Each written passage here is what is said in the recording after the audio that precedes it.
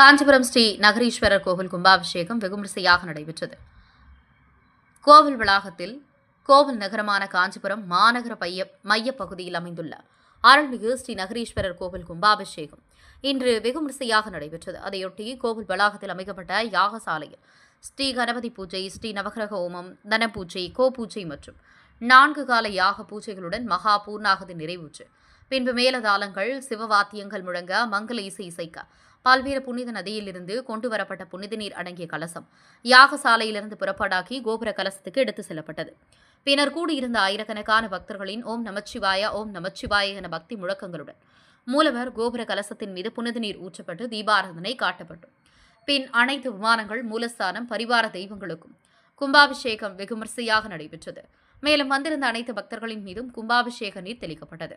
கும்பாபிஷேக விழாவில் காஞ்சிபுரம் மற்றும் அதன் சுற்றுவட்டார பகுதியை சேர்ந்த ஆயிரக்கணக்கான பக்தர்கள் பங்கேற்று சாமி தரிசனம் செய்து வழிபட்டு சென்றனர். கும்பாபிஷேக விழாவுக்கான அனைத்து ஏற்பாடுகளையும் கோவில் விழா குழுவினர் சிறப்பாக செய்தனர்.